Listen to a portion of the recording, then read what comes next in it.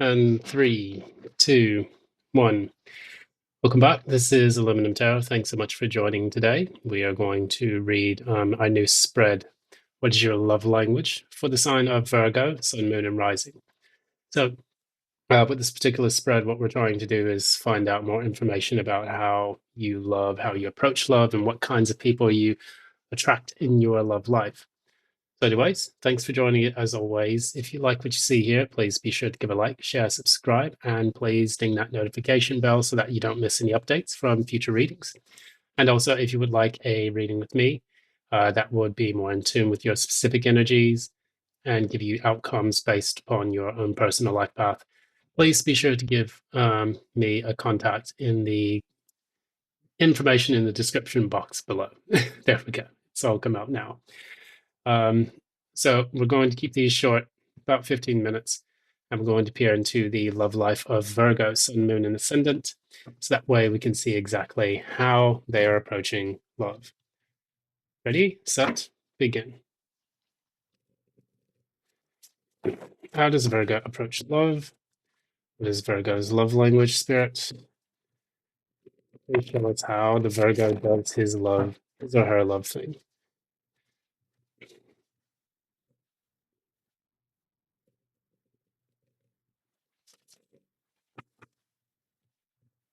What is Virgo's approach to love? What is Virgo's love life like?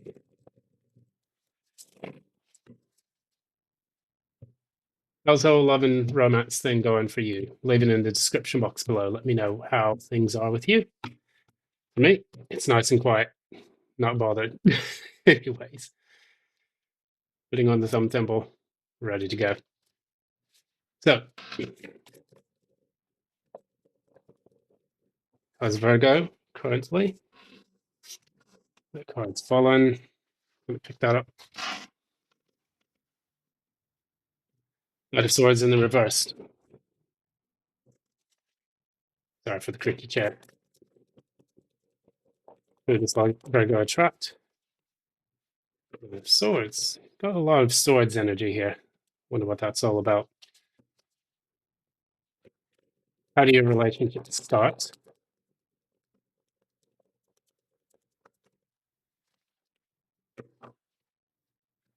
All right. How do your relationships progress?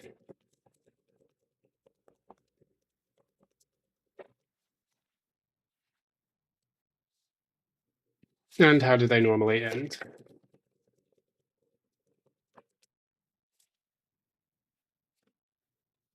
So, clarify the Magician reverse. Yeah, there you go. All right, so going to keep this simple. Four of Cups in the room. Okay, Four of Cups. So we have that as our, what you don't see coming card at the bottom of the deck. So basically what this indicates is a person who is not really that interested in love and is not really that content looking for love opportunities, even when those love opportunities are presented to themselves. And say, for example, a girl or a guy flirts with you, you're not really interested. You have maybe people that are deliberately showing you interest, and you're just kind of like, I'm not really concerned about that right now. You just may not be in that loving spirit. I'm hearing that song, "You've lost that love and feeling." Maybe you have. Maybe over the years you're just kind of a bit jaded and you're not really sure that you want to give your heart to anyone new, for the simple reason that you feel that love is kind of a bit more of a burden than anything else. And I think maybe you're just trying to channel that Virgoian hermit energy and just kind of pull back after a bit. So that way you don't really have to worry so much about the agony of pursuing someone and courting them, and only for it to feel like you haven't really invested your energy in. So that's how you are there. I mean, you've got Knight of Swords as your specific energy, how you approach love. You're not really you're not taking any action towards it. It's just like it's not really even a part of your life, or it's not even in your sights, to be honest with you. And the people that you attract tend to be people who are trying to get over pain from the past. maybe you've had to deal with a really nasty character or two in your recent past or even in your distant past, because the person that I drew for the type of people that you attract are the King of Swords in the reverse. That's a very masculine, domineering, narcissistic energy. People who try to control your every move, your life. These are people who use their words to control and manipulate you, rather than communicating with you on a proper level. And everyone's dealt with these types. They're the types that you give your love to. They hold back their emotions. They're not always communicative. They gaslight. They do stupid shit, and it's just they become a bit too much of a burden for your personal life. Now, when we look further into how the relationships start, we talk about the Wheel of Fortune in the reverse, and then you have the Four of Pentacles in the reverse. So it's almost like you feel like giving up on love, and you feel like there are no prospects or no opportunities coming in, the Wheel of Fortune in the reverse. It's almost like your love life feels rather stuck. It doesn't seem like you're making much progress or anything. And rather than holding on to love, you've just said, you know what, fuck it. I really don't feel like dealing with this anymore. I'm letting go. And that's typically when the person, comes in. They're trying to challenge your preconceived notions of, you know, the pursuit of love and the pursuit of happiness through another person. I still don't get that you're really that bothered about it. As the relationship progresses, what we see here that we have the Temperance and then we have the Ace of Wands in the reverse. So you go through moments of things are really good. When they're really good, they are. And then you have the Ace of Wands. It's more like the relationship is there to kind of help you to remain balanced and even keel. Maybe there are things that you try to do to experiment to spice things up in the relationship. Maybe the two of you, have mutual exchanges. But what I don't see here is the spark.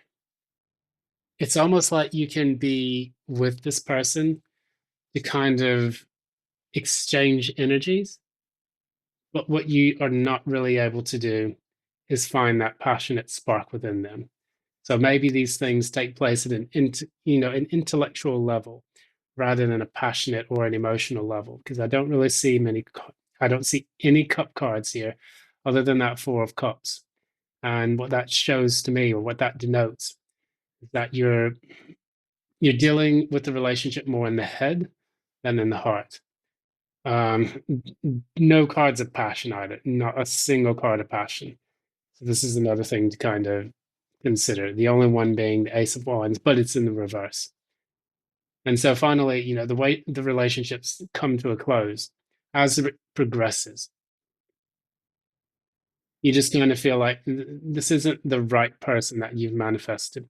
So you make a sound decision to kind of like cut them out, or not to really develop the relationship anymore. Um, Now, you have this card as well to clarify it, which is the Six of Wands. I'm going to pull another card just to see what that's all about. Um, yeah, you just kind of seek attention elsewhere. You just kind of say like, I'm going to go off and do something else that makes me really happy. That doesn't really, occupy so much of my time. 6 plus 9 of Wands. I mean, 6 plus 3 of Wands is 9. So that basically indicates that, you are kind of a bit of a wounded warrior type. You know, the thing that we can say about Virgos is that they tend to be serious in love typically, or at least they have a sense of duty to the people that they fall in love with. The thing is that, Venus in Virgo is in its detriment, or its fall, as they would say, whereas Venus in Pisces is in its exalted position. So when a Virgo loves, um, it can almost seem like they're just kind of doing nice things for people. And maybe that's the way you approach it in this particular reading. You feel like, well, they're a nice person. I want to hang out, I want to spend time with them. Maybe we can have a quickie or whatnot here and there. But you have so many things that you're juggling in your life that it doesn't really seem that love is one of the top priorities there. There are so many other things that you would do to occupy your time. You are ruled by Mercury. I have a Virgo moon. And personally, when it comes to love, romance, and dating, is not at the top of my list of things that I want to accomplish in life. And I've realized that because of past experiences. I have been in, love relationships where I have dealt with that King of Swords multiple times. At this point, I could just say, okay, universe, if this is really what you want to send my way, then you can keep it. I can do a million and one things other than this one person and be happy with my life rather than putting up with their bullshit. So it's if you're feeling similar in that regard, then you can consider this reading to resonate with you. But, you know, where attention goes, energy flows. And if you don't want to focus on love, you don't have to.